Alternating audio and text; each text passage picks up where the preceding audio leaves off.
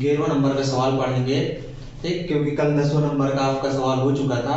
तो देखिए आपका 11वें नंबर का सवाल, एक नहर के एक तट पर एक टीवी टावर ऊर्ध्वाधर खड़ा है। टावर के ठीक सामने दूसरे तट के एक अन्य बिंदु से टावर के शिखर का उन्नयन कोण 60 अंश है। इसी तट पर इस बिंदु से 20 मीटर दूर इस बिंदु को मीनार के पाद से मिलाने वाली रेखा पर स्थित एक अन्य बिंदु से टावर के शिखर का उन्नयन कोण 30 अंश है। टावर की ऊंचाई और नहर की चौड़ाई ज्ञात कीजिए। तो देखिए आपका सवाल क्वेश्चन नंबर है 11। तो कह रहा है एक नहर के एक तट पर, ये आपकी नहर है, नहर का एक तट ये है, एक तट ये है। तो नहर के एक तट पर टीवी टावर ऊर्ध्वाधर खड़ा है। ऊर्ध्वाधर का मतलब होता है लंबा सीधा खड़ा होता है, ऊर्ध्वाधर खड़ा है। टावर के ठीक सामने दूसरे तट पर, ये दूसरा तट है इसका, के अन्य बिंदु से टावर के शिखर का उन्नयन कोण, टावर के शिखर का उन्नयन कोण कितना है 60 अंश है, ठीक। इसी तट पर जो 20 मीटर दूर, इससे 20 मीटर दूर, यहां से लेकर यहां तक 20 मीटर दूर, इस बिंदु को मीनार के पाद से मिलाने वाली रेखा पर स्थित एक अन्य बिंदु से, इस बिंदु यानी कि एक अन्य बिंदु ये वाले, एक अन्य बिंदु से टावर के शिखर का उन्नयन कोण 30 अंश है। यहां से लेकर के ये आपका ये कितना है 30 अंश है। तो कह रहा है टावर की ऊंचाई और नहर की चौड़ाई ज्ञात कीजिए। टावर की ऊंचाई और नहर की चौड़ाई ज्ञात कीजिए। नहर तो हमारी यहां थी, ये तो ये नहर की चौड़ाई और टावर की ऊंचाई। तो यहां बिंदु मान लीजिए ए बी सी डी। अब देखिए आपको मानना है, माना टावर की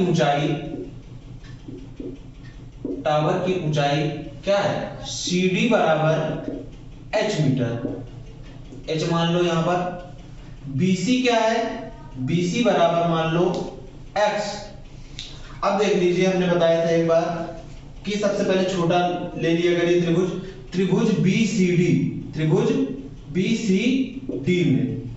BCD में, और जब आधार और लंब की बात हो तो tan लेते हैं। तो tan 60 अंश, तो tan थीटा बराबर होता है लंब है आपका CD बटे आधार BC। तो tan 60 का मान होता है √3। CD की जगह हमने मान लिया था h रख दीजिए। BC की जगह हमने मान लिया था x रख दीजिए। इसके नीचे 1 मान लो, इसका गुणा इससे, इसका गुणा इससे। तो h का गुणा x से करेंगे तो h बराबर आ जाएगा √3 का गुणा x से करेंगे √3x। ये समीकरण 1 मान लीजिए। फिर हम ले लें ACD, पूरा त्रिभुज ले लो, त्रिभुज ACD में इस बार उसका उन्नयन कोण कितना है 30 अंश। तो tan 30 अंश ले लो। तो tan थीटा बराबर होता है लंब CD बटे आधार है आपका पूरा, क्योंकि इस बार पूरा त्रिभुज लिया गया ACD, तो पूरा आधार लेंगे। तो आधार कितना है पूरा AC। tan 30 का मान होता है 1 बटे √3। CD कितना है h रख दो। AC अब देखो AC किससे मिलकर बना है, AB, पहले A से B तक गया AB, फिर दूसरा है BC। तो ये आ जाएगा AB प्लस BC, 1 बटे √3 बराबर h। AB का मान कितना था, कितने मीटर दूर गई थी 20 मीटर, प्लस BC कितना था x। इसका गुणा इससे, इसका गुणा इससे, √3 का गुणा h से होगा तो √3h बराबर 20 प्लस x। तो √3 बीच में छिपा रहता है गुणा, h का मान आपका ये आ चुका था √3x बराबर 20 प्लस x। √3 और √3 का गुणा करेंगे तो 1 3 आ जाएगा, x आ जाएगा 20 धन x, 3x धन का x है, यहां पर आएगा माइनस का x बराबर 20। तो 3x में x गए 2x बराबर 20, तो x बराबर आ जाएगा 20/2, तो 2 दाम 20, यानी नहर की चौड़ाई x बराबर, क्योंकि नहर की चौड़ाई हमने क्या मानी थी, BC कितनी थी, BC बराबर x, तो ये आ गई आपकी नहर की चौड़ाई। नहर की चौड़ाई कितनी थी, BC, तो BC बराबर 10 मीटर। अभी हमारी टावर की ऊंचाई नहीं निकली है, तो x का मान समीकरण 1 में रखने पर, x का मान समीकरण 1 में रखने पर,